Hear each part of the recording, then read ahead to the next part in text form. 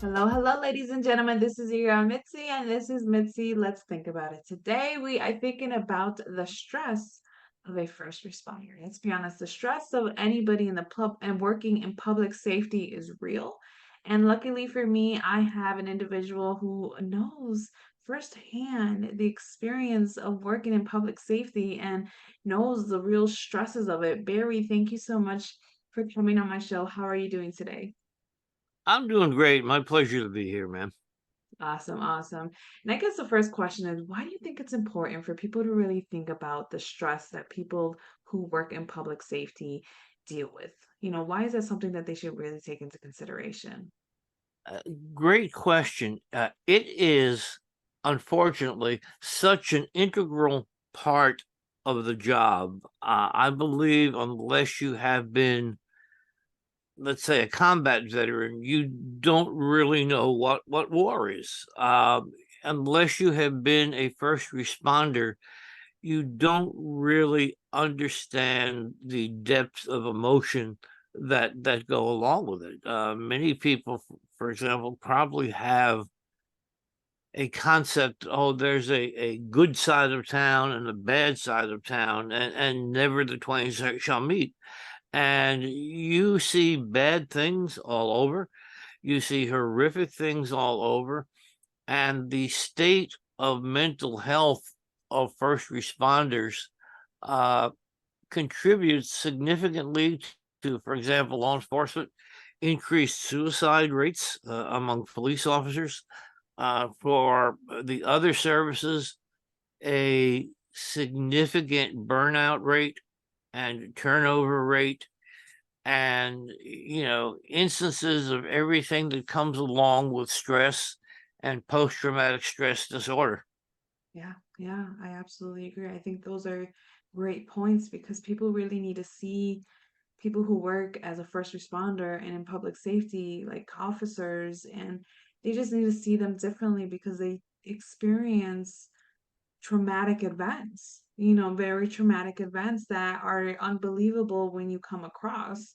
And I think this is a great topic that I am so glad that you were able to share with me. But I guess my next point is, why did you write your book, 911 management? And why are you willing to share this information with the world?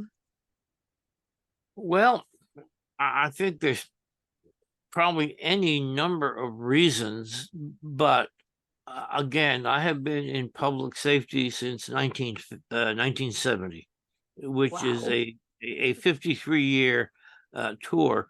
And although I am no longer running calls, I am doing consulting, and I get to sit and talk to people who are still active, like every day, and I realize the pressures are there. So my book is really targeted on, well, I guess general management.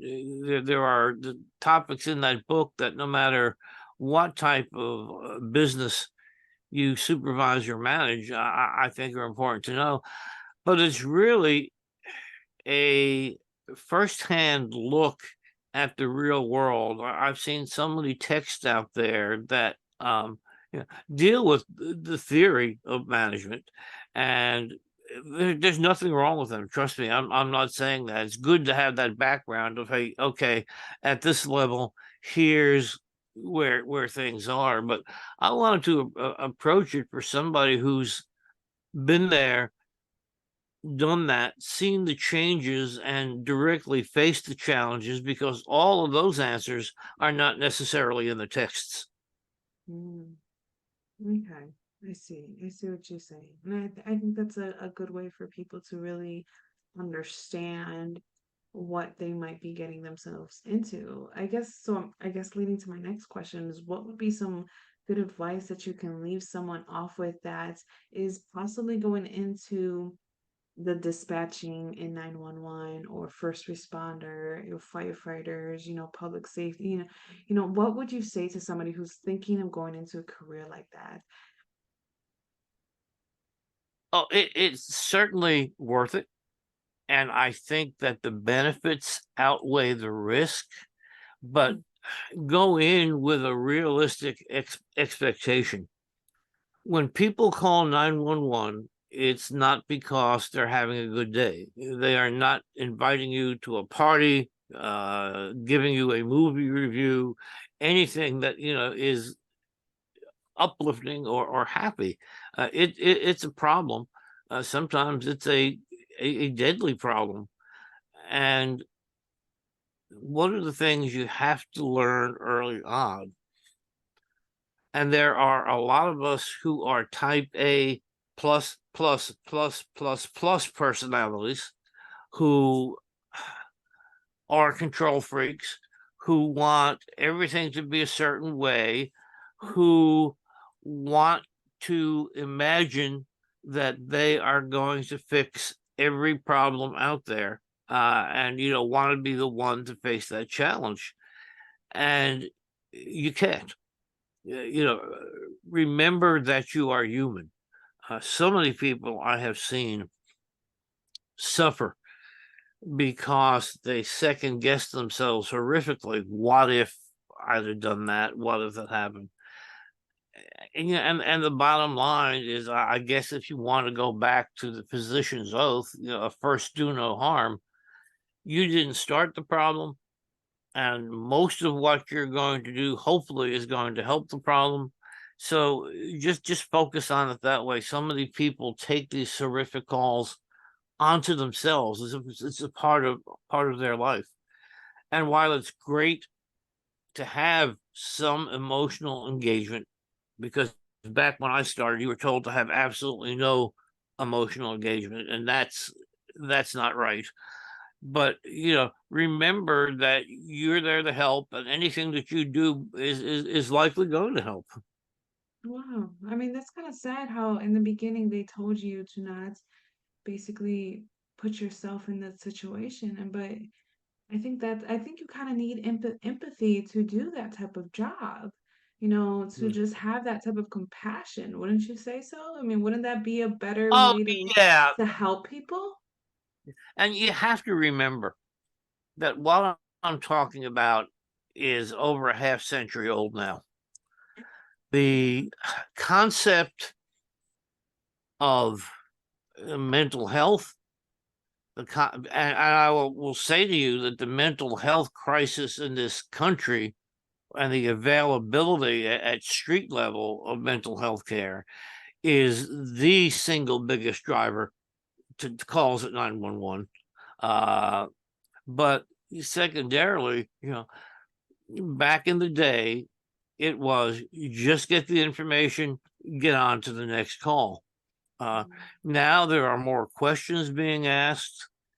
There is a longer and often more personal interface between the call taker at 911 and the caller, to the point that just recently a state, and there have been others, recognized that 911 personnel uh, were entitled to mental health benefits, stress benefits based upon the rigors of the job. And several years ago, the University of Northern Illinois did a study that showed that 911 telecommunicators were subject to the same stressors as first responders actually on the scene. So Wow. that awareness was not there in the 1970s, and for the field responders either. I mean, the concept of formalized debriefing, the concept of stress management, um, you know, the con, the concept that wait a minute, if a call affected you, you were too soft to be in this business because that's what you're getting paid for. Hey, what do you went to a car accident? Well, you're an EMT. What did you expect you're going to be doing with your time? So that's changed, thankfully, over the years. But there's more of a recognition now that wow, there are some significant stressors that go with every position in public safety. Yeah, I can see that. And when you were describing stress management, I mean, what was the best way for you to handle your stress going through everything that you were going through while you were working? Oh, yeah, and again, I think a critical point, and as you well know, it affects different people differently, and however you react is right, is the right way to do it. And sometimes I suspect I didn't manage it, excuse me, as best as I could have. I responded to a major incident back in 1972, and last year on the 50th anniversary of it, because there was, I think, fueled by there was so much press coverage of it back in the local press where I am from, originally in New York, that I wound up getting counseling because it 50 years later was as clear as it was, when it happened. So I would say to people, engage in other activities if you can. Step away when after there's a call that distresses you, and just take 5, 10, 15 minutes to clear your mind. But I will also say, and this is something that the public needs to understand, is that number one, in a 911 center, you may not know the outcome of the call because you are on to another call, and that's being handled by somebody in the field, and you don't, unless you purposely go back and look for it later in the day, you may have no idea what's gone on with that. And secondary, same as a part of that, with the call volume that 911 centers are experiencing now, and the short-handed staff. In the latest figures, 82% of 911 centers in the US are short-staffed. You are on to your next call. If you've got a bad call, it's just that, well, wait a minute, I'm going to go outside and go home and play with the dog and do the things that, de-stress me. You put that phone down, so to speak, and it starts ringing again, and somebody else has got a problem that may even be a worse problem than you just dealt with. Yeah, I feel like you really have to have thick skin when doing that because I've heard in certain places, because my sister was a sheriff and they offered for her to join the dispatch team, and she was just like, no. I was there one day shadowing and it was just so overwhelming and stressful. Like I was feeling the stress for the people who were taking the calls because each call was different. Some, yeah, it was simple, no problem, 1, 2, 3, it's handled. Others were very traumatic, just hearing the person on the phone screaming, crying, yelling. I mean, goodness, like the emotions that she felt. She's like, it took the most out of me. I felt like I had to sleep a whole day just to rejuvenate. And I'm just like, that's hard. It is a hard thing to go through. And you raise a great point. As a 911 director, I always wanted applicants to come in and sit for a shift in the center.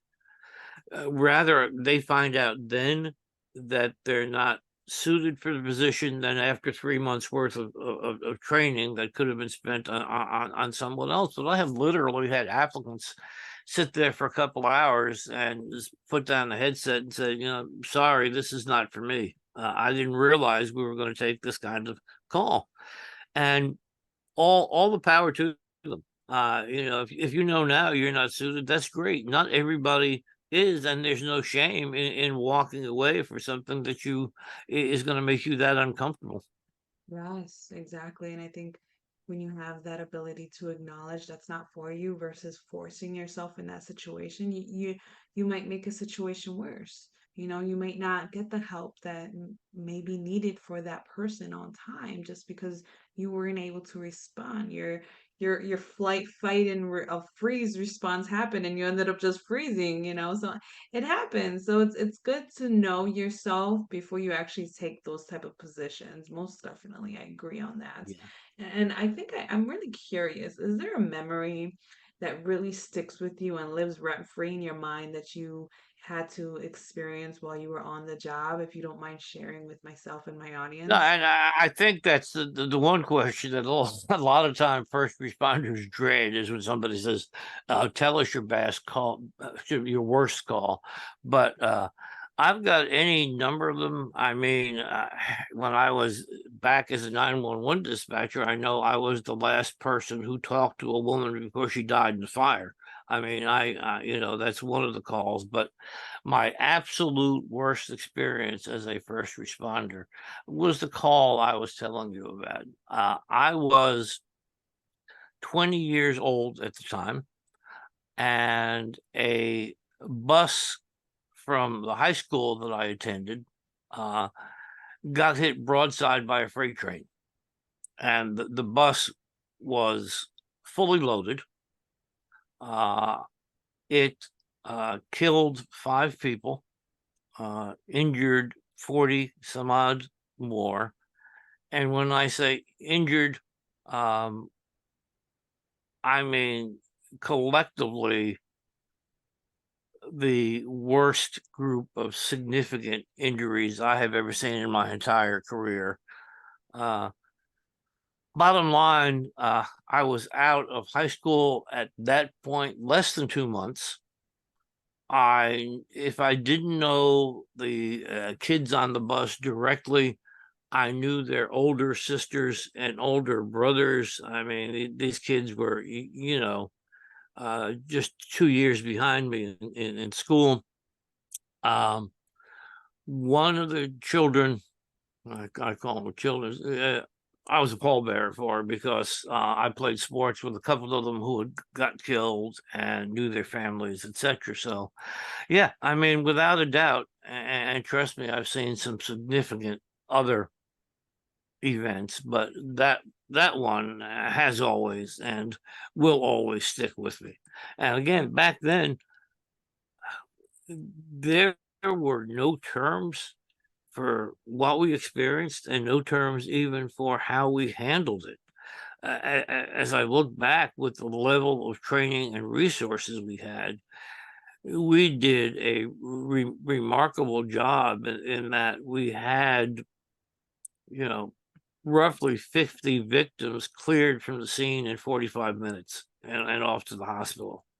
Wow. Um, and so, you look at that, but, you know, nothing has ever struck me so hard.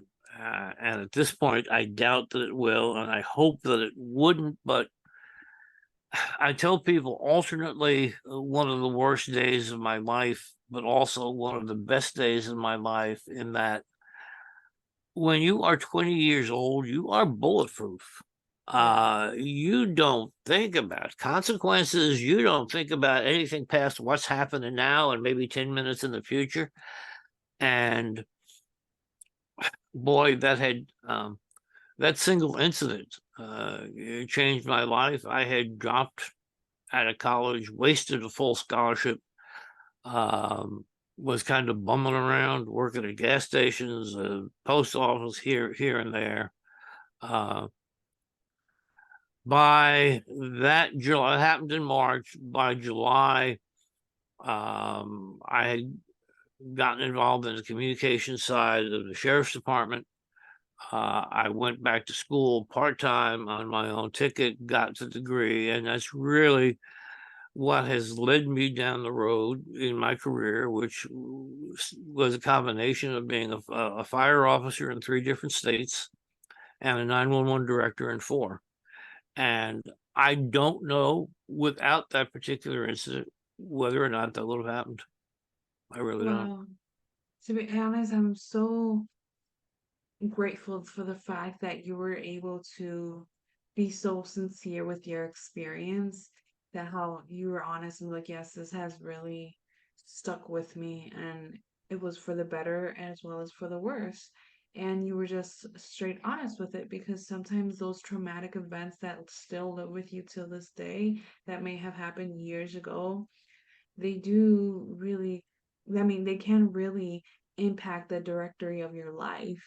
And depending on how you see it, determines the direction that you can go into. I mean, you could have spiraled down, and your life could have been way worse, if you didn't switch your frame of mind and your thinking.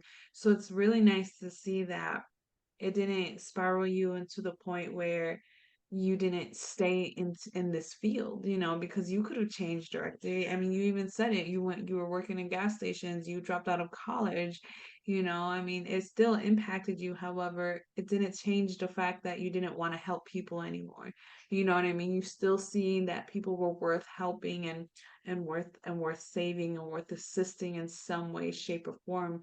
Because to move to different states, usually people would be like, I'm done. I'm just absolutely done with it. That was a chapter that I'm closing and I'm over with it. But you decided to keep going and keep moving forward, and now you're doing consulting, you've written this book. I mean, that is truly an amazing testimony to have, and to just to be able to share with people. And I thank you for coming on my show and sharing with, excuse me, with everyone who may be listening, because I think this is a topic that really needs to be needed and to be heard. Because I've had other I had another guest on my show talk about how community and public safety is needed, because sometimes you don't have that outlet to speak to somebody about something so personal at work, that like your wives or your husbands, or you know, your children, or just your cousin, your friends sometimes who don't work in this type of environment. They're not going to understand why you acted and moved and did what you did in this field. And I think it's important to have this community, and the fact that you have yourself as an outlet is very, very needed nowadays. Because nowadays, people who work in public safety, they get a bad rap. You know, they have this bad stigma over them, and it's sad that they were looked at as a hero to now looked at as bad as somebody who picks garbage with a dump truck. You know what I mean? And it's not fair, because it's just some human being just happened to work and that's their field. You can find bad in any field. You know, it's the person. But what is your opinions on that before you officially wrap up the show? I think you make a real good point, and I am not naive enough to think that there are people in public safety who should not be in public safety. Let me start off with that. It's a Mhm. walk of life, and in any walk of life, you're going to find your sinners and your saints. Uh, Yes. a lot of what we do is very, very public, either by video or audio, or is on the news 10 seconds with it after it happening, and sometimes not necessarily favorably edited. When you take a look at the entire story, one of the things that I have found is that, especially in the 911 side, you get guilt from association. If there is a story published that it was a bad 911 call, most people don't go any further than hearing 911 and immediately assuming it's their local 911 center. Mhm. Um, I received a complaint about one of my folks once who coughed while she was on the phone and excused herself. I mean, she's talking all day. She coughs and somebody called. Oh, she laughed at me, this, that, and the other thing. And I played back the tape and it wasn't, but it came right on the heels of a terribly mishandled 911 call somewhere else. So people immediately, it happens to police and everybody else immediately. Oh my God, I saw, this Rodney King incident. Oh, all police officers are that way. Oh my God, it happens with 911 too. And I would just say to the people who are close to the people in these helping professions is to understand what they go through. Uh, you don't necessarily need to be the counselor, the all hearing ear, because there are things that I would never share with my loved ones, just just because. But Yeah. there's kind of a need for understanding that, hey, yeah, mistakes are going to be made. There's going to be bad people everywhere, but overall, you don't have to look too hard to see the good that comes from it. Absolutely, yeah. Most definitely. Thank you. Those are great words.